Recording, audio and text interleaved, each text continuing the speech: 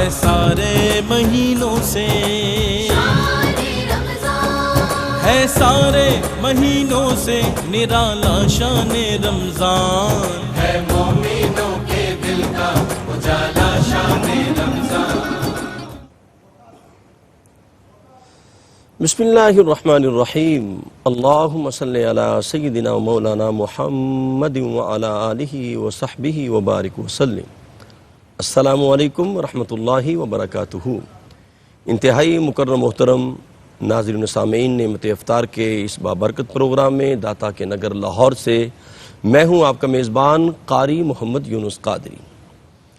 الحمدللہ اس بابرکت پروگرام میں ہم شامل ہیں اور انشاءاللہ موضوع اور مہمانوں کے تعارف کی جانب بڑھتے ہیں، لیکن اس سے پہلے حضرت حفیظ طائب علیہ رحمت کے کلام سے آغاز کرتے ہیں۔ آپ فرماتے ہیں کہ باد رحمت سنک سنک جائے، باد رحمت سنک سنک جائے، وادی جاں مہک مہک جائے، جب چھڑے بات نطق حضرت کی، گنچائے فن چٹک چٹک جائے، ماہ طیبہ کا جب خیال آئے، شب ہجراں چمک چمک جائے، جب سمائے نظر میں وہ پے کر، ذہن میرا دھمک دھمک جائے، اور فیض چشم حضور کیا کہنا، فیض چشم حضور کیا کہنا، ساغر دل چھلک جھلک جائے۔ اور یہ شعر دیکھیے گا کہ نام پاک ان کا ہو لبوں سے ادا، نام پاک ان کا ہو لبوں سے ادا، شہد گویا ٹپک ٹپک جائے، نام پاک ان کا ہو لبوں سے ادا، شہد گویا ٹپک ٹپک جائے، اور عرض دل سے اٹھے نوائے درود، عرض دل سے اٹھے نوائے درود، گونج اس کی فلک فلک جائے، اور رہنما گر نہ ہو وہ سیرت پاک، ہر مسافر بھٹک بھٹک جائے، مطلع کائنات پر تائب، نور کس کا جھلک جھلک جائے، باد رحمت سنک سنک جائے، وادی جاں مہک مہک جائے۔ الحمدللہ آج ہمارے پینل میں انتہائی معتبر شخصیت جلوہ فرما ہے، حضور علیہ السلام کی امت کے معلمین کے جو معلم ہیں اور علم و حکمت کے انسائکلوپیڈیا، انتہائی مکرم ہستی جناب محترم المقام ڈاکٹر طاہر مصطفیٰ صاحب جلوہ فرما ہے۔ السلام علیکم سر۔ سر آپ کا خیر مقدم ہے جی۔ ان کے ساتھ تشریف رکھتے ہیں ان کے دائیں جانب جناب انتہائی مکرم شہر اقبال سے سیالکوٹ سے تشریف لائے ہمارے مہمان مکرم جناب حضرت علامہ مولانا مفتی محمد اقبال قادری صاحب۔ السلام علیکم ورحمۃ اللہ۔ ماشاءاللہ کتب کثیرہ کے آپ مصنف ہیں، آپ کا خیر مقدم ہے جی۔ اور ہماری خوش بختی ہے ہمیشہ کی طرح جن سے ہم بہت کچھ سیکھتے ہیں، اور وہ آستانہ جہاں سے علم و حکمت کا نور پھوٹتا ہے، آستانہ عالیہ بوکن شریف کے شہزادے، حضور کی آل کے شہزادے، آل نبی اولاد علی حضرت علامہ مولانا پیر سید محمد فہیم شہزاد صاحب جلوہ فرما ہے۔ السلام علیکم۔ وعلیکم السلام ورحمۃ اللہ وبرکاتہ۔ شاہ صاحب آپ کا خیر مقدم ہے جی۔ بہت شکریہ۔ اور ہمارے ساتھ آج تشریف فرما ہے پاکستان کا بہت بڑا نام، کئی مقابلوں میں انہوں نے ون کیا، سرکار دو عالم نے ایسی پر نور آواز عطا فرمائی ہے، انتہائی مکرم جناب محترم المقام محمد شاہ زیب جاوید صاحب تشریف فرما ہے۔ السلام علیکم۔ وعلیکم السلام۔ جی شاہ زیب بھائی آغاز کریں، بسم اللہ جی۔ مجھ خطا کار سا انسان مدینے میں رہے،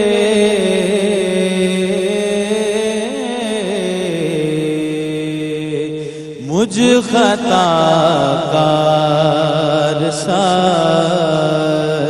انسان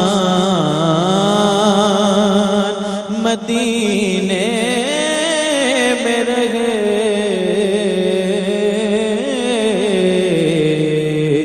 بن کے سرکار کا مہمان مدینے میں رہے،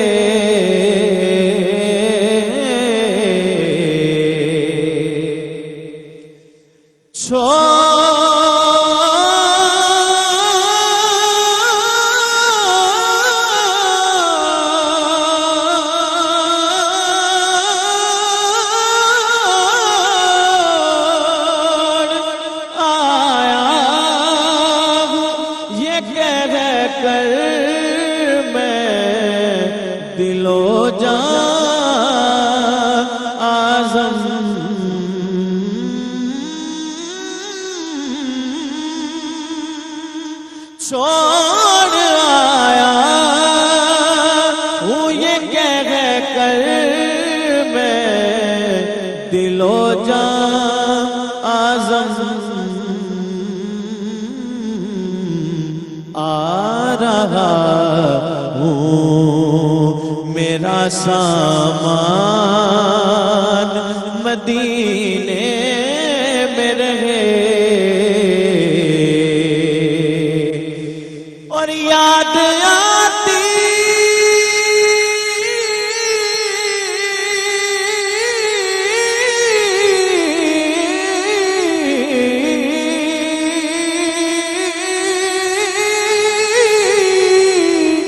یاد آتی ہے مجھے اہل مدینہ کی وہ بات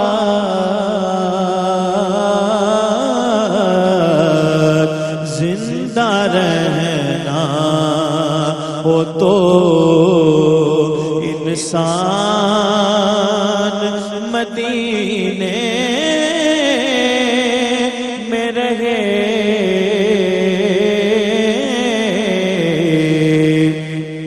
ان کی الفت غم کونین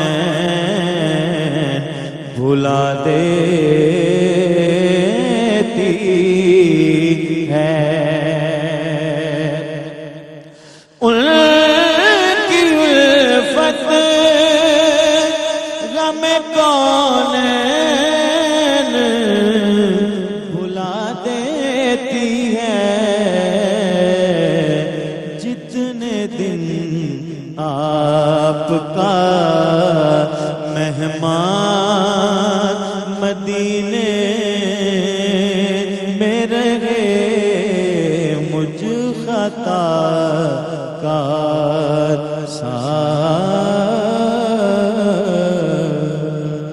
کیا کہنے شاہ زیب بھائی، کمال پڑا آپ نے، اللہ آپ کو برکت دے، اللہ آپ کو رحمتیں عطا فرمائے۔ ناظرین کرام، تمنا یہی ہے سرکار اپنے قدموں میں طلب فرما لیں۔ جی تو چاہتا ہے محمد کا میں گاؤں دیکھوں، ڈاکٹر صاحب شعر دیکھیے گا، جی تو چاہتا ہے محمد کا میں گاؤں دیکھوں پر ٹوٹ جاتا ہوں جو ہی اپنے پاؤں دیکھوں۔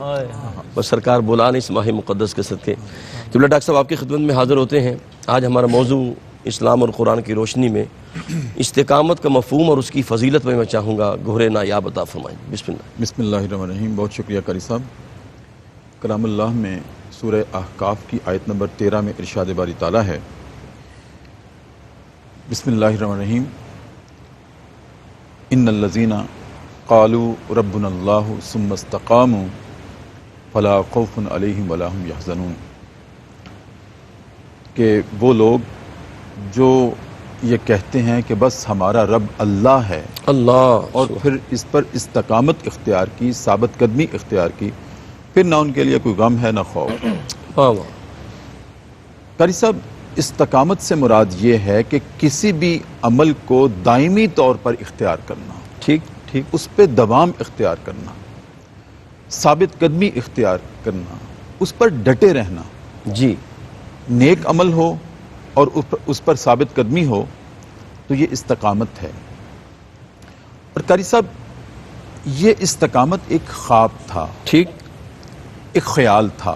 جی اس خیال کو بنیاد کب ملی؟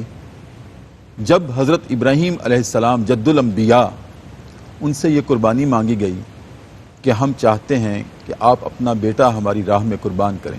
اللہ، فلما بلغ معه السعی قال یا بنی انی ارا فی المنام انی اذبحک فانظر ماذا تری واہ واہ، قال یا ابت افعل ما تؤمر ستجدنی ان شاء اللہ من الصابرین۔ واہ واہ، قاری صاحب، یہ بنیاد رکھی گئی استقامت کی سبحان اللہ سبحان اللہ، کہ حالات کیسے بھی ہوں، قربانی کیسی ہی مانگ لی جائے، اللہ نے اگر بیٹا مانگا ہے تو بیٹے نے پھر استقامت پر مبنی جواب دیا، یا ابت افعل ما تؤمر، اللہ، ابا جان مجھے قربان کر دیں، میں ثابت قدم رہوں گا، واہ واہ واہ، آپ مجھ میں استقامت دیکھیں گے، ٹھیک، میں ڈگمگاؤں گا نہیں، میں متزلزل نہیں ہوں گا، آپ شروع تو کریں اللہ کے حکم ماننے کی۔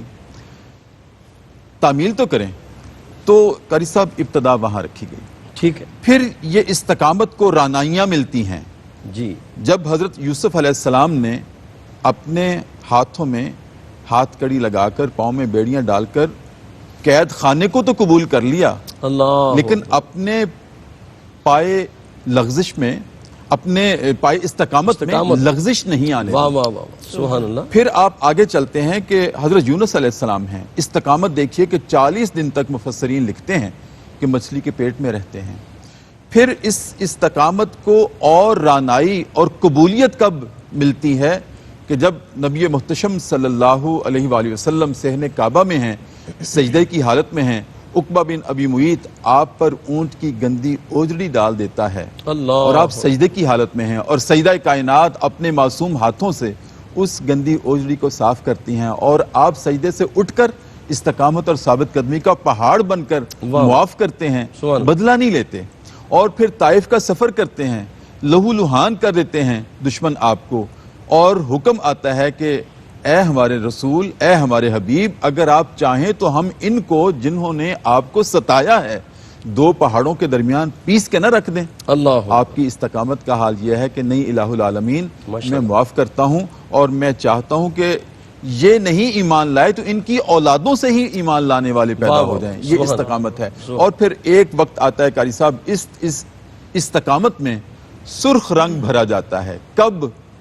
جب جگر گوشہ بطول اپنے آپ کو نیزے کی انی کے اوپر جھولتا ہوا قبول کر لیتے ہیں جی جی، لیکن پائے استقامت میں لغزش نہیں آنے دیتے، ثابت قدم رہتے ہیں اور فاسقوں کی اطاعت قبول نہیں کرتے اور اپنے آپ کو قربان کر دیتے ہیں. کیا کہنے؟ یہ میں کہتا ہوں کہ استقامت نہیں تو اور کیا کہنے. ڈاکٹر صاحب بہت خوبصورت. ناظرین کرام، ڈاکٹر صاحب جب گفتگو کرتے ہیں یقین کریں علم و حکمت کا ایک دریا رواں ہو جاتا ہے. حضرت حسان بن ثابت کہتے ہیں کہ میں جب مکہ آیا نا تو میں نے ایک منظر دیکھا، سیدنا بلال حبشی پہ ایسے مظالم اور ایسے مصائب و علام ڈھائے جا رہے تھے، اگر وہ پہاڑ پر ڈھائے جاتے تو پہاڑ ریزہ ریزہ ہو جاتے، لیکن آپ کے لبوں پہ احد ہے، لیکن آپ کے پائے استقامت میں لغزش نہیں آئی. قبلہ شاہ صاحب کی خدمت میں حاضر ہوتے ہیں. شاہ صاحب استقامت کی جو جھلک ہمیں سیرت رسول سے ملتی ہے، میں چاہتا ہوں کہ اس کے حوالے سے کچھ ہمیں وہ سرکار دو عالم کی سیرت کا نور عطا فرمائیں. بسم اللہ الرحمن الرحیم. اللہم صلی علی سیدنا مولانا محمد وعلی سیدنا مولانا محمد وبارک وسلم وصلی علیہ. قاری صاحب شکریہ، بڑا اہم موضوع ہے جی. یقیناً دین اسلام کی جو اساس ہے وہ اسی موضوع کے اوپر ہے. سبحان اللہ. جو ارکان ہیں وہ ظاہر ایک الگ معاملہ ہے، لیکن انسان کے اعمال کی بنیاد استقامت پہ ہی کھڑی ہوتی ہے. اللہ رب العزت نے قرآن مجید فرقان حمید میں ارشاد فرمایا وَأَنَّ هَذَا صِرَاطِي مُسْتَقِيمًا فَاتَّبِعُوهُ وَلَا تَتَّبِعُوا السُّبُلَ فَتَفَرَّقَ بِكُمْ عَنْ سَبِيلِهِ کہ میرا راستہ ہی وہ ہے جو استقامت والا ہے، اور میں تمہیں حکم دیتا ہوں تم اس راستے کی پیروی کرو. وَلَا تَتَّبِعُوا السُّبُلَ فَتَفَرَّقَ بِكُمْ عَنْ سَبِيلِهِ، اور اس کے علاوہ باقی جتنے بھی راستے ہیں ان سب کو چھوڑ کے اللہ کی جانب رجوع کرو. سبحان اللہ. حضرت عبداللہ بن مسعود رضی اللہ تعالی عنہ روایت کرتے ہیں کہ ایک دن رسول کریم صلی اللہ علیہ وسلم تشریف لائے اور آپ نے خط لنا رسول اللہ خطاً یوماً کہ ہمارے درمیان تشریف لا کے ایک لکیر کھینچی. آپ نے ارشاد فرمایا ھذا سبیل اللہ، یہ اللہ کا راستہ ہے. اللہ. پھر اس کے بعد رسول کریم صلی اللہ علیہ وسلم نے خط خطوطا عن یمینہ وعن شمالہ، پھر اس جو لکیر آپ نے ایک کھینچی تھی اور جس لکیر کو آپ نے اللہ کا راستہ قرار دیا تھا ان کے اطراف میں بہت ساری لکیریں کھینچی.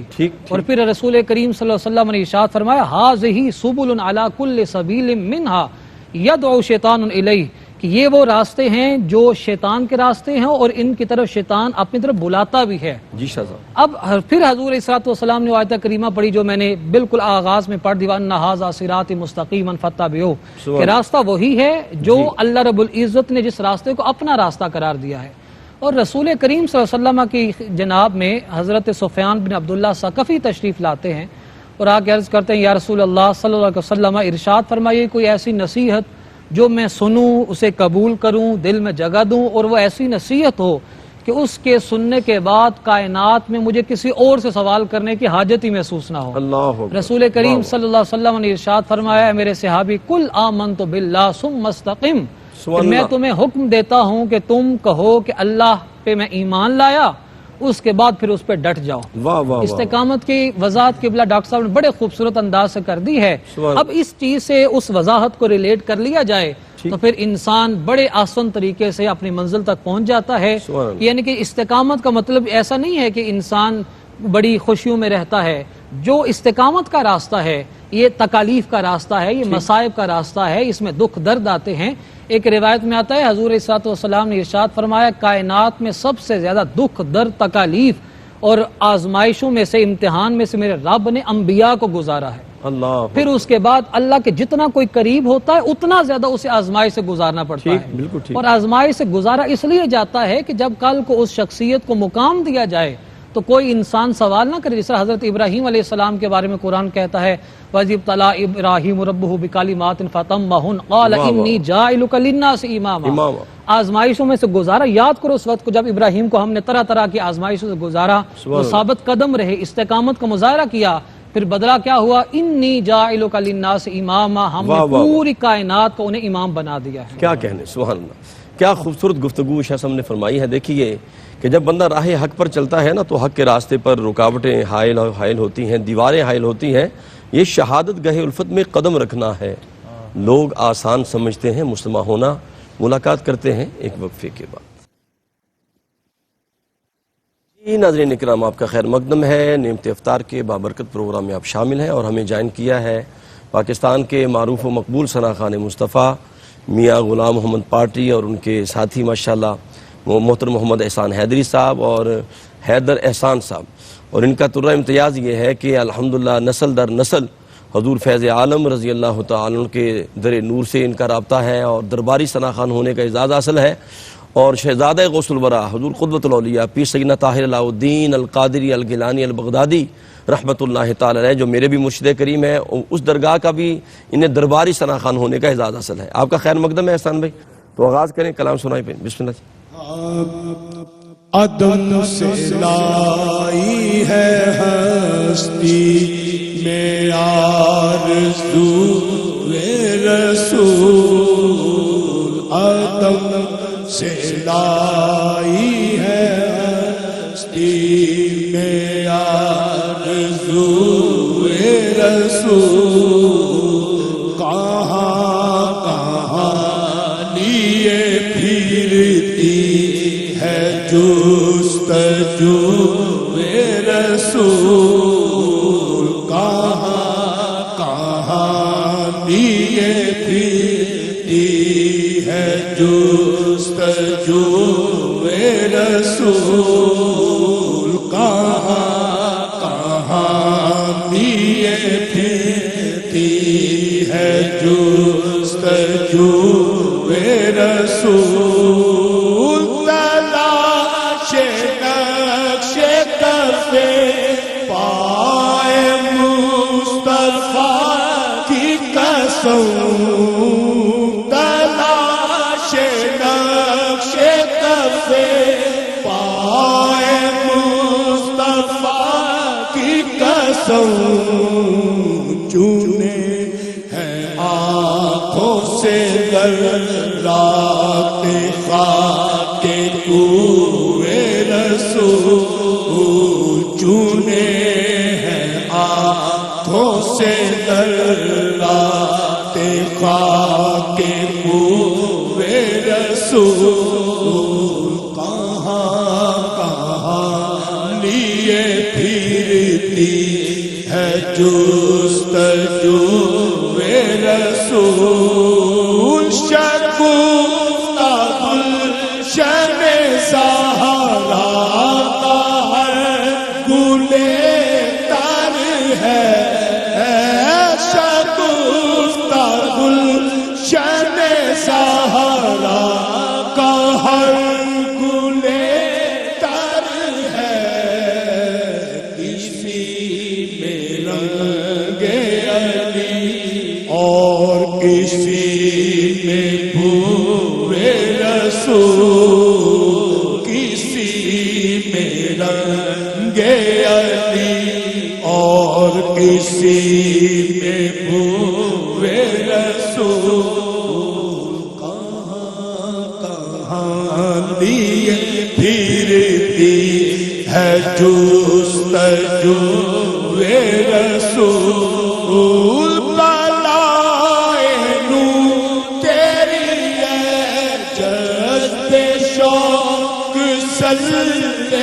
علی بلائے نور تیری ہے جذب شوق صلی علی کہ آج دامن دل کھچ رہا ہے ہوئے رسول.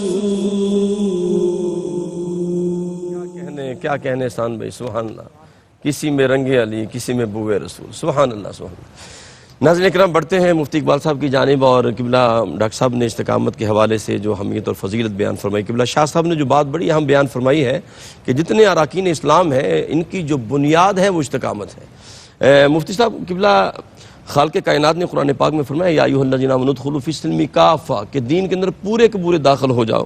تو میں چاہوں گا کہ اس حکم خداوندی کی حکمت کیا ہے؟ جی بسم اللہ. جی سب سے پہلے تو آپ کا شکریہ کہ آپ نے خدمت دین کے لیے آپ کی موقع دیا. بسم اور اللہ. یہ جو آیہ کریمہ ہے ادخلوا فی السلم کافہ، یہ حضرت امام خازن علیہ رحمہ نقل کرتے ہیں ٹھیک. کہ یہ جو آیہ کریمہ ہے حضرت عبداللہ ابن سلام رضی اللہ تعالیٰ عنہ ان کے حق میں نازل ہوئی کہ جب آپ شریعت اسلامیہ میں آقا علیہ السلام کے دین محمدی میں داخل تو ہو گئے، ٹھیک. لیکن پھر جو آپ کے پچھلے مذہب کے جو احکام تھے، ہفتے کے دن کی تعظیم کرنا اور دیگر اونٹ کے گوشت کے حوالے سے اور اس کے دودھ کے حوالے سے تھوڑی رعایت کرتے تھے، تو اس وقت یہ آیہ کریمہ نازل ہوئی کہ دین میں پورے کے پورے داخل ہو جاؤ. واہ واہ. اور اس کا صحیح معنوں میں اگر دیکھا جائے تو ہمارے سید دو عالم صلی اللہ علیہ وسلم کے جو اشاق ہیں، صحابہ کرام علیہم رضوان ہیں، جیسے وہ اس کا مصداق بنے ویسی مثال نہیں ملتی. ٹھیک ہے. کہ تاجدار کائنات صلی اللہ علیہ وآلہ وسلم مسجد میں تشریف لاتے ہیں تو ارشاد فرماتے ہیں، پہلے جب سونا حرام فرمایا آقا علیہ السلام نے، بخاری شریف کی حدیث ہے نا کہ حضور صلی اللہ علیہ وسلم نے ارشاد فرمایا کہ میری امت کے مردوں پہ اللہ نے سونا حرام فرمایا ہے. ٹھیک ہے. تو ایک شخص کو دیکھا کہ سونے کی انگوٹھی پہنی ہے، تو تاجدار کائنات صلی اللہ علیہ وسلم ارشاد فرماتے ہیں کہ میں دیکھ رہا ہوں کہ جہنم کے ایندھن کی یا جہنم کی آگ کی بو آتی ہے. صحابی رسول انگوٹھی کو اتار کے پھینک دیتے ہیں. اللہ اکبر. واہ. تاجدار کائنات صلی اللہ علیہ وسلم چلے جاتے ہیں. صحابہ عرض کرتے ہیں کہ بھئی لے لو، کسی کام آ جائے گی. تو تاجدار کائنات صلی اللہ علیہ وسلم کو صحابی فرماتے ہیں کہ جب تاجدار کائنات صلی اللہ علیہ وسلم نے منع فرما دیا، میں کبھی بھی اس کو نہیں پکڑوں. کیا کہنے. واہ واہ. یعنی کہ جب کہنے کی دیر تھی. سبحان اللہ سبحان اللہ. ایسے ہی وہ مثال ملتی ہے کہ حضور تاجدار کائنات صلی اللہ علیہ وسلم کی بارگاہ میں ایک شخص حاضر ہوتے ہیں، یا رسول اللہ صلی اللہ علیہ وسلم میرے بھتیجے کے موشن لگ گئے، تو کوئی نسخہ عطا فرمائیے. حضور سید دو عالم صلی اللہ علیہ وآلہ وسلم ارشاد فرماتے ہیں شہد دے دو. شہد دے دیا جاتا ہے، موشن اور بڑھ جاتے ہیں. چاہیے یہ تھا کوئی لہت و لال سے کام لیتے، یا رسول اللہ ایسا ہو گیا، فرمایا یا رسول اللہ اب کیا کیا جائے؟ فرمایا شہد دے دو. پھر شہد دے دیا، پھر تیسری دفعہ شہد دیا تو بالکل پیٹ ٹھیک ہو گیا. اللہ. حکیم اسلم چغتائی اس حدیث مبارکہ کی شرح میں لکھتے ہیں کہ آقا علیہ السلام بار بار کیوں حکم دے رہے تھے کہ تاجدار کائنات صلی اللہ علیہ وسلم نگاہ نبوت سے دیکھ رہے تھے کہ اس کے پیٹ میں ایسے جراثیم ہیں جو شہد سے ہی صاف ہوں گے. اللہ اکبر. تو بار بار آقا علیہ السلام وہی حکم دے رہے ہیں. لیکن صحابی کی استقامت دیکھیے کہ ادخلوا فی السلم کافہ، آقا علیہ السلام کے فرمان کے اوپر جیسا ہی حکم ملا شہد دیتے جا رہے ہیں. کیا کہنے. بہت خوبصورت گفتگو مفتی صاحب آپ نے کی ہے. ڈاکٹر صاحب آپ کی خدمت میں حاضر ہوتے ہیں. جی رمضان ہمیں مکمل تربیت عطا فرماتا ہے. اس تربیت کو استقامت کی روشنی میں چاہتا ہوں کچھ موتی عطا فرمائے آپ کی بلا. قاری صاحب بسم اللہ. آپ کے سوال سے پہلے آپ کی اجازت سے جی بسم اللہ. میں اس کا جواب دیتا ہوں. ہمیں جاننے کی ضرورت ہے کہ استقامت کی جہتیں کیا ہیں، ٹھیک ٹھیک. تقاضے کیا ہیں، کہاں کہاں تقاضے ہیں استقامت کے. جی ڈاکٹر صاحب. سب سے پہلے تو استقامت کی ضرورت ہے استقامت فی الایمان. ٹھیک. ہمارا ایمان جو اللہ رب العزت پر ہے نا، ٹھیک ہے، اس پر اتنی استقامت ہونی چاہیے جیسے کہ استقامت تھی حضرت بلال رضی اللہ تعالی عنہ کی. انگاروں پہ لٹایا ہوا ہے، واہ واہ واہ. کوئلے دہک رہے ہیں، لٹا کر اوپر بھاری پتھر رکھا ہوا ہے اور کہا جاتا ہے بلال پھر جاؤ. انکار کر دو خدا کی وحدانیت کا، تو وہ عہد کہتے ہیں، اللہ استقامت ہے۔ ٹھیک ہے، تو سب سے پہلے ایمان میں استقامت، غیر متزلزل اللہ کی ذات پر ہمارا ایمان ہونا چاہیے، ٹھیک، حالات کیسے بھی ہوں، ٹھیک ہے۔ دوسری بات، استقامت کی ضرورت ہے فرائض کی ادائیگی میں، اللہ جیسے اکبر۔ نماز ہے، روزہ ہے، حج ہے، یہ اللہ کے فرائض ہیں ہمارے اوپر، ان کی ادائیگی میں استقامت کی ضرورت ہے۔ یہ نہیں کہ نماز کبھی پڑھ لی کبھی چھوڑ دی، صحیح، یہ قابل قبول نہیں ہے۔ اللہ اکبر، تو اللہ نے تو سورہ ماؤن میں یہی ارشاد فرمایا نا کہ وہ لوگ جو اپنی نمازوں میں ریاکاری کرتے ہیں اور دکھلاوے کی نماز پڑھتے ہیں، ہلاکت ہے ان کے لیے، ہمیں اللہ، نہیں قبول۔ ٹھیک۔ ہم پنکچویلٹی چاہتے ہیں، ہم سبحان اللہ۔ استقامت چاہتے ہیں، ٹھیک۔ ہم ثابت قدمی چاہتے ہیں، ہم دوام چاہتے ہیں۔ عمل تھوڑا ہی ہو، اما عائشہ رضی اللہ تعالی عنہا فرماتی ہیں، سبحان اللہ۔ لیکن اس میں دوام ہونا چاہیے، دوام ہو، فرائض میں۔ تیسرا، مستحبات میں استقامت، ثابت قدمی، یہ تقاضا ہے۔ مستحبات سے کیا مراد ہے؟ ہم جو درود کریم پڑھتے ہیں اس پہ استقامت ہونی چاہیے، سبحان اللہ، ہم جو ذکر اذکار کرتے ہیں، ہم صدقہ و خیرات جو کرتے ہیں اس پہ استقامت ہونی چاہیے، اور اتنی ثابت قدمی سے، اتنے غیر متزلزل ایمان سے استقامت ہونی چاہیے کہ میں جو عمل کر رہا ہوں یہ فرض تو نہیں ہے لیکن اللہ اس سے راضی ہوگا اور مجھے یہ بونس ہے۔ فرض تو فرض ہے، ٹھیک ٹھیک، جو مستحبات ہیں، نوافل ہیں، ان میں اگر استقامت اور ثابت قدمی اختیار کی جائے تو وہ اللہ کی رضا کا ذریعہ ہے۔ سبحان اللہ، اس کے علاوہ قاری صاحب، استقامت کی کہاں ضرورت ہے؟ دعا میں۔ ہم دعا کرتے ہیں، اللہ سے مانگتے ہیں، جب قبول ہونے میں تاخیر ہوتی ہے ہم چھوڑ دیتے ہیں، اللہ اکبر، اللہ اکبر، ثابت قدم نہیں رہتے۔ ٹھیک ہے ٹھیک ہے، اچھا، ہمارا ایمان ڈول جاتا ہے، پھر ہم کہتے ہیں قسمت میں ہوگا تو مل جائے گا، دعا کیا کرنی ہے، قسمت میں ہوگا تو مل جائے گا۔ اگر اللہ نے قسمت میں یہی لکھا ہوا کہ دعا کرو گے تو ملے گا، پھر سبحان اللہ، دعا تو کرنی پڑے گی۔ جی، تو دعا میں بھی استقامت چاہیے۔ اور سب سے آخری بات قاری صاحب بسم کہ اللہ، استقامت کی کہاں ضرورت ہے؟ توبہ میں۔ توبہ میں استقامت ہونی چاہیے۔ توبہ کر لی، گناہ کو چھوڑ دیا، لیکن یہ نہیں کہ تیسرے دن پھر شروع کر دیا، اس پہ استقامت چاہیے۔ ایک ہے گناہ کو نہ کرنا، ٹھیک ہے، ایک ہے گناہ کو نہ کرنا، وہ بھی اللہ کو بہت پسند ہے۔ ایک ہے نئی گناہ کر کے اس کو چھوڑ دینا، یہ اللہ کو زیادہ محبوب ہے، اللہ اکبر، زیادہ پسند ہے ٹھیک ہے، کہ میرے بندے نے اس کو اختیار تھا، غلبہ تھا، لیکن چھوڑ دیا، اور پھر چھوڑے ہی رکھا، استقامت رہی اس پر، ثابت قدمی رہی، تو توبہ پہ استقامت چاہیے۔ سبحان اللہ، اب آپ کے سوال کا جواب آدھے منٹ میں دیتا ہوں کیونکہ مفتی صاحب کی باری ہے، جی جی، کہ آپ نے کہا روزہ کیسے ہمیں استقامت کا درس دیتا ہے۔ قاری صاحب، کبھی روزے میں بڑی ہم حدت محسوس کرتے ہیں نا، گرمی کی سخت تلخی ہوتی ہے، تو شیطان کا غلبہ آتا ہے، کھول لیتے ہیں، کون سا کوئی دیکھتا ہے۔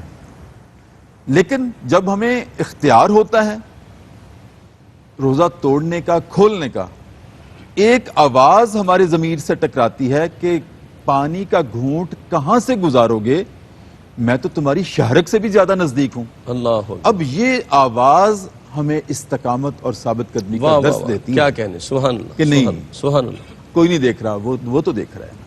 ٹھیک، تو روزہ اس طرح سے ہمیں استقامت کا درس دیتا ہے کہ جیسے روزے کی حالت میں ہم اللہ سے ڈرتے ہوئے سبحان اپنی تنہائیوں میں جی، ثابت قدمی اختیار کرتے ہیں، سال کے باقی 11 مہینوں میں بھی واہ واہ واہ، یہی ثابت کیا قدمی کہہ رہے ہیں۔ رہنی چاہیے۔ یعنی ناظرین، خلوت ہو یا جلوت ہو اور بندہ یہ جانے کہ میرا رب مجھے دیکھ رہا ہے، تو پھر استقامت کا نور آ جاتا ہے۔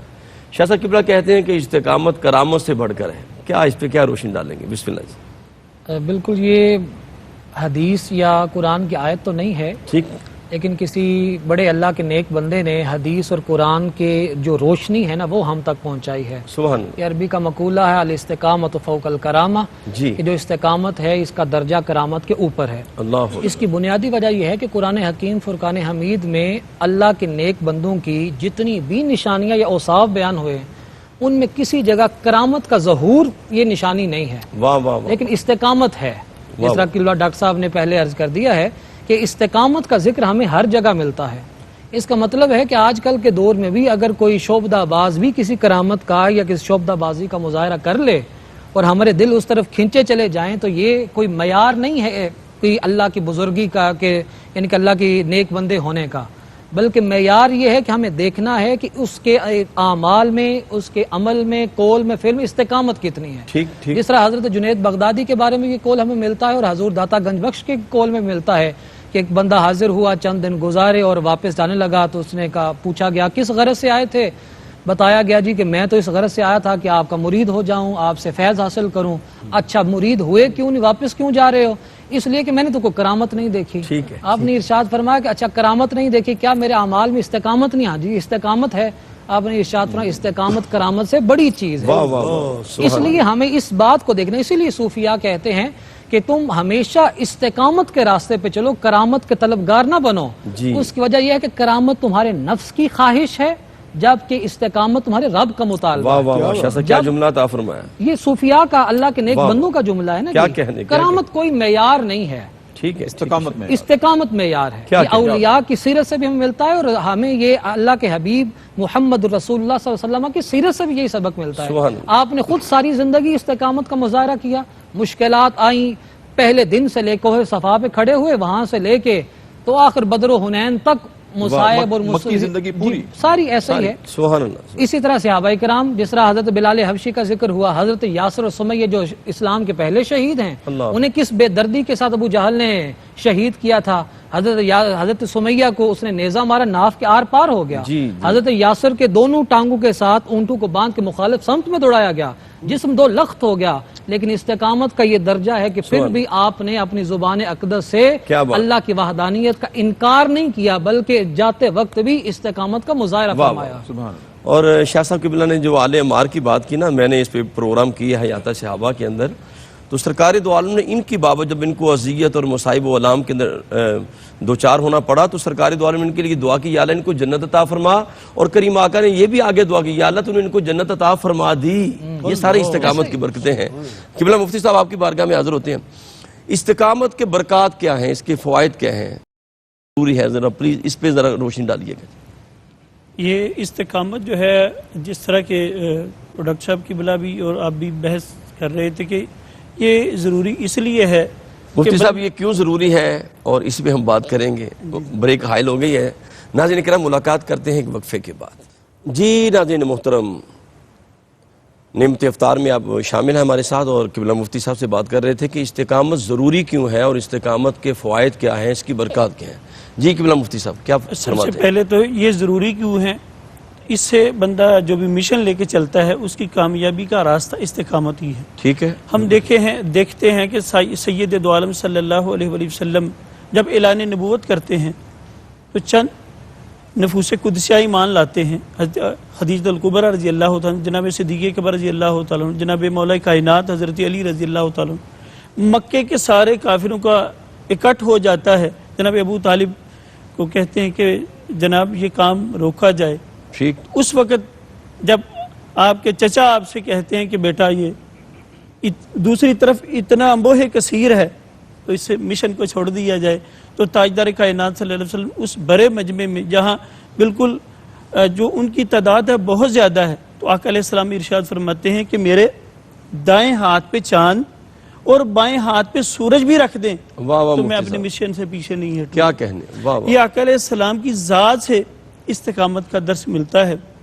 جس طرح شروع میں وہ آیہ کریمہ جس میں ثم استقاموا کہ جب تتنزل علیہم الملائکہ، جی بالکل، جب استقامت اختیار کی جائے تو اللہ تعالیٰ کی رحمت کے فرشتے جو ہیں وہ نازل ہو جاتے ہیں. سبحان اللہ. اور اس کے علاوہ ایک اور آیہ کریمہ جو سورہ حجرات وہ ڈاکٹر صاحب کی بلا نے پہلے پڑھی کہ جس میں لفظ ہیں کہ نہ انہیں کوئی خوف ہوتا ہے نہ وہ غمگین ہوتے. واہ واہ. سورۃ احقاف کی آیہ کریمہ 13 نمبر آیت کہ جب بندہ استقامت کے راستے پہ چل نکلتا ہے تو پھر کسی قسم کا خوف اب دیکھیں نا، اگر ہم قرآن کریم کی طرف دیکھتے ہیں تو 29 انبیاء کا ذکر ہے، سارے ہی ایسی آزمائشوں سے گزرے ہیں. جناب ابراہیم علیہ السلام کو دیکھ لیجئے کہ جب نمرود آگ میں پھینکنے لگتا ہے تو ایک طرف آگ ہے اور دوسری طرف آپ کی استقامت اور عشق ہے. وہ بار بار اشتعال دلاتا ہے کہ دیکھ لیجئے. تو پھر علامہ بولتے ہیں کہ بلا خطر کود پڑا آتش نمرود میں عشق. دیکھیں کہ جب اتنی بڑی آگ ہے سامنے، پھر فرشتے بھی نازل ہو رہے ہیں. جناب ابراہیم علیہ السلام آپ حکم ارشاد فرمائیں، فرمایا نہیں میری اس رب سے. تو استقامت کا کیا صلہ ملتا ہے؟ یا نارو قلنا یا نار کونی بردم و سلام، نارکونی بردم و سلام، بردن و سلامہ، واہ کہ واہ. آگ میرے ابراہیم کے لیے سلامتی والی ہو جا، واہ ٹھنڈی واہ ہو جا. واہ واہ تو یہ جتنے بھی انبیاء علیہ السلام کے تذکرے قرآن پاک میں ہیں، سب نے ہی الست قربانیاں دی ہیں کہ جو پڑھنے والے ہیں ان کے جسم کے اوپر رونگٹے کھڑے ہو جاتے ہیں اگر ان کی سیرتوں کو ہم اگر سلسلہ ور پڑھتے ہیں. بہت خوبصورت. جی قبلہ ڈاکٹر صاحب کیا پیغام دیں گے آخر میں؟ جی بسم اللہ. قاری صاحب پیغام یہ ہے کہ استقامت اللہ رب العزت اگر عطا کر دے تو اس پہ ناز نہیں ہونا چاہیے، اس پہ انکسار بھی ہونا چاہیے. واہ واہ واہ. استقامت پہ جیسے خواجہ بختیار کاکی رحمۃ اللہ علیہ نے جب یہ وصیت کی تھی کہ میرا نماز جنازہ وہ شخص پڑھائے جس میں یہ 3 شرائط پائی جاتی ہوں کہ اس شخص کی کبھی تکبیر اولیٰ فوت نہ ہوئی ہو زندگی بھر، اور اس کی کبھی تہجد کی نماز قضا نہ ہوئی ہو، اور اس نے کبھی ساری عمر کسی غیر محرم پر بری نگاہ نہ ڈالی ہو. تو جنازہ رکھ دیا گیا، جمع غفیر ہے، انتظار ہو رہا ہے، ظہر کی نماز پڑھ لی گئی، عصر کی پڑھ لی گئی، مغرب کی پڑھ لی گئی، کوئی شخص آگے نہیں آ رہا مجمع میں سے. واہ واہ ڈاکٹر صاحب. تو عشاء کے بعد رات کے اندھیرے میں سے ایک شخص آگے جا کے صفوں کو چیرتا ہوا جا کے کہتا ہے خواجہ بختیار کاکی کے چہرے سے کفن کو پلٹ کر، اے خواجہ میں نے تیرا کیا بگاڑا تھا، آج میرا راز فاش کر واہ واہ دیا. ڈاکٹر صاحب. لوگوں نے سمجھا کوئی بہت بڑا کتب اور ابدال ہوگا، نہیں، وہ اس وقت کا بادشاہ شمس الدین التمش تھا.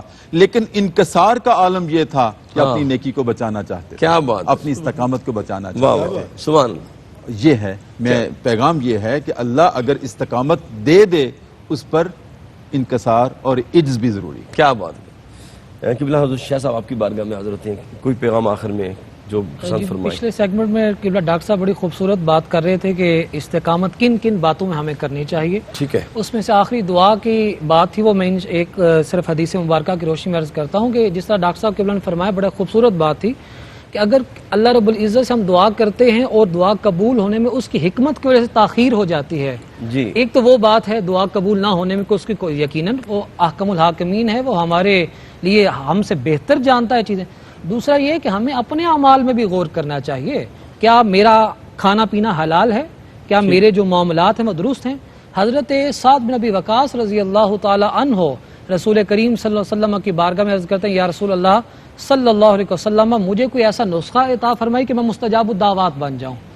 حضور علیہ السلام نے ارشاد فرمایا اگر مستجاب الدعوات بننا چاہتے ہو تو نسخہ عطا کر دیتا ہوں. بسم اللہ. آپ نے ارشاد فرمایا اطب مطعمک تکن مستجاب الدعوات، تم اپنے کھانے کو حلال کر لو، پاکیزہ کر لو، میرا رب تمہیں مستجاب الدعوات بنا دے. اس لیے ایک تو ہمیں یہ پیش نظر ہونا چاہیے کہ رب کی حکمت کی وجہ سے دعا قبول ہونے میں تاخیر ہو سکتی ہے. دوسرا پھر بھی ہمیں اپنے اعمال میں غور و فکر کرنا چاہیے، اپنے کھانے پینے میں، قول فعل میں دیکھنا چاہیے، تب جا کے ہم دعاؤں کی قبولیت پہ انحصار کر سکتے ہیں. اسی لیے استقامت کے جو ذرائع ہیں حاصل کرنے میں، اس میں آخری بات بے شمار چیزیں احادیث محدثین نے اور سیرت نگاروں نے لکھی ہیں، لیکن ایک بات صرف میں اور عرض کر دیتا ہوں کہ وہ نفس کے خلاف جہاد کرنا ہے. نفس کے خلاف اگر آپ جہاد کریں گے تو میرا رب ہمیں استقامت جلدی عطا فرما دے گا. کریم نبی صلی اللہ علیہ وسلم کی جناب میں ایک جماعت حاضر ہوئی جو جہاد کر کے، جہاد بالقتال کر کے، جہاد بالسیف کر کے آ رہی تھی. آپ نے انہیں خوش آمدید کہا اور مبارکباد دی کہ میں تمہیں مبارکباد دیتا ہوں کہ تم جہاد بالاصغر سے جہاد بالاکبر کی طرف آئے ہو. عرض کیا گیا ہم تو اپنی جانوں کو اپنی ہتھیلی پہ رکھ کے اللہ کے حضور پیش کر کے آئے ہیں، اس کے دین کی سربلندی کے لیے لڑ کے آئے ہیں، تو یہ جہاد اصغر ہے. آپ نے ارشاد فرمایا ہاں نفس کے خلاف جہاد کرنا یہ جہاد اکبر ہے. جب اللہ رب العزت کی رضا کی خاطر ہم استقامت کے راستے پہ چلیں گے، ہم نفس کے خلاف جہاد کریں گے تو رب ہمیں اپنے حبیب کے صدقے سے کامیابی کی نعمت سے سرفراز فرمائے گا. کیا کہنے، سبحان اللہ سبحان اللہ. ناظرین کرام، قبلہ شاہ صاحب نے اور قبلہ ڈاکٹر صاحب کا میں شکریہ ادا کروں گا. جناب ڈاکٹر طاہر مصطفیٰ صاحب، اللہ پاک آپ کا سایہ ہمارے سروں میں سلامت رکھے. اور محترم المقام شہر اقبال سے مفتی محمد اقبال قادری صاحب ہمارے ساتھ تشریف فرما تھے، اور آستانہ عالیہ بکر شریف کے شہزادے جناب حضرت علامہ پیر سید محمد فہیم شہزاد صاحب، اللہ پاک آپ کے فیضان کو جاری ساری فرمائے. انتخاب کلام کی جانب بڑھتے ہیں، اور آج انتخاب کلام میں سلام اعلیٰ حضرت اور کلام اعلیٰ حضرت ہے. آپ فرماتے ہیں کہ مصطفیٰ جان رحمت پہ لاکھوں سلام، شمع بزم ہدایت پہ لاکھوں سلام، شہر یار ارم تاجدار حرم، نو بہار شفاعت پہ لاکھوں سلام، شب اسرا کے دولہ پہ دائم درود، نوشائے بزم جنت پہ لاکھوں سلام، فتح باب نبوت پہ بے حد درود، ختم دور رسالت پہ لاکھوں سلام، خلق کے داد رس سب کے فریاد رس، کہف روز مصیبت پہ لاکھوں سلام، ہم غریبوں کے آقا پہ بے حد درود، ہم فقیروں کی ثروت پہ لاکھوں سلام، اور دور و نزدیک کے سننے والے وہ کان لالے کرامت پہ لاکھوں سلام، اور جس کے ماتھے شفاعت کا صحرا رہا اس جبین سعادت پہ لاکھوں سلام، اور جس طرف اٹھ گئی دم میں دم آ گیا، جس طرف اٹھ گئی دم میں دم آ گیا، اس نگاہ عنایت پہ لاکھوں سلام، اور جس سے تاریک دل جگمگانے لگے اس چمک والی رنگت پہ لاکھوں سلام، اور پتلی پتلی گلے قدس کی پتیاں، لبے یوہا ڈاکٹر صاحب، پتلی پتلی گلے قدس کی پتیاں، ان لبوں کی نزاکت پہ لاکھوں سلام، اس کی پیاری فصاحت پہ بے حد درود، اس کی دلکش بلاغت پہ لاکھوں سلام، اور جس کی تسکین سے روتے ہوئے ہنس پڑے اس تبسم کی عادت پہ لاکھوں سلام، ہاتھ جس سمت اٹھ گیا، ہاتھ جس سمت اٹھا غنی کر دیا، موج بحر سماحت پہ لاکھوں سلام، اور جس کے گھیرے میں ہیں انبیاء و ملک اس جہانگیر بیست پہ لاکھوں سلام، اور ان کے مولا کہ ان پر کروڑوں درود، ان کے اصحاب و اطرت پہ لاکھوں سلام، اور شاہ صاحب خون خیر الرسول سے ہے جن کا خمیر، ان کی بے لوث طینت پہ لاکھوں سلام، اس کی بطول جگر پارائے مصطفیٰ جملہ آرائے عفت پہ لاکھوں سلام، الغرض ان کے ہر منہ پہ لاکھوں درود، ان کی ہر خو و خصلت پہ لاکھوں سلام۔ ناظرین کرام، داتا کے نگر سے اب ہم لاہور سے انشاءاللہ سلطان الاولیاء حضرت عبداللہ شاہ غازی رحمۃ اللہ تعالیٰ علیہ کے شہر نور کی جانب بڑھیں گے۔ کراچی سے ہمارا پروگرام جاری رہے گا۔ اپنے میزبان قاری محمد یونس قادری کو اجازت دیجیے۔ السلام علیکم ورحمۃ اللہ وبرکاتہ۔ کلام پیش کرتے ہیں جناب محترم احسان حیدری صاحب اور حیدر احسان صاحب، بسم اللہ۔ یہ جو کلام میں پیش کر رہا ہوں قاری صاحب، یہ دربار غوثیہ سیدنا طاہر اللہ الدین الجیلانی الگیلانی البغدادی کی بارگاہ کا یہ منظور نظر کلام ہے، اور شہزادہ غوث الورا ہر 11ویں شریف چاند کی 11 کو یہ ہم سے سنتے ہیں، تو آج میں یہ ARY ٹی وی کی وساطت سے پیش کر رہا ہوں۔ یہ کلام حضور مولانا عبدالرحمن جامی رحمۃ اللہ علیہ کا کلام ہے، سماعت کرتے ہیں۔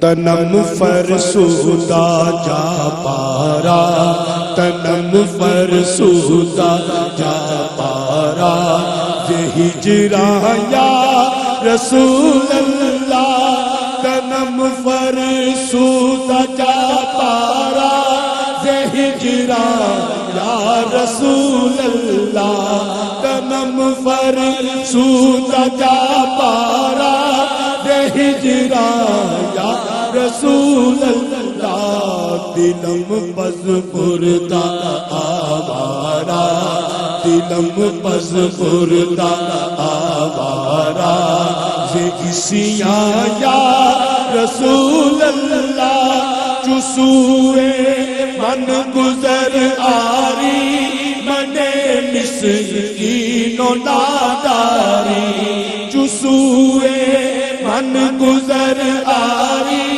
من مسکین و ناداری، فدائے نقش نالینت، فدائے نقش نالینت، پونم جایا رسول اللہ، ذکر دا خیش حیرانو، سیاہ شد روز اسیانو، ذکر دا خیش حیرانو، سیاہ شد روز اسیانو، پشیمانو پشیمانو پشیمانو پشیمانو پشیمایا رسول اللہ، چپازو وے شفاعت را کشائی پر گناہگارا، چپازو وے شفاعت ترا کشائی پر گناہگارا مکن محروم جان میرا مکن محروم جان میرا ترا آیا رسول اللہ سے جامع ہوئے تو بستوں پسند جیے تو دل بستوں سے جامع ہوئے تو بستوں پسند جیے تو دل بستوں نمی گویم کے من ہستوں نمی گویم کے من ہستوں سخندا یا رسول اللہ سنا ہے آپ ہر عاشق کے گھر تشریف لاتے ہیں سنا ہے آپ ہر عاشق کے گھر تشریف لاتے ہیں میرے گھر میں بھی ہو جائے میرے گھر میں بھی ہو جائے میرے گھر میں بھی ہو جائے میرے گھر میں بھی ہو جائے چراغاں یا رسول اللہ چھپا دوں وے شفاعت را کشائی پر گناہگارا چھپا دوں وے شفاعت را کشائی پر گناہگارا مکن محروم جان میرا مکن محروم جان میرا ترا آیا رسول اللہ ہے سارے مہینوں سے ہے سارے مہینوں سے نرالا شان رمضان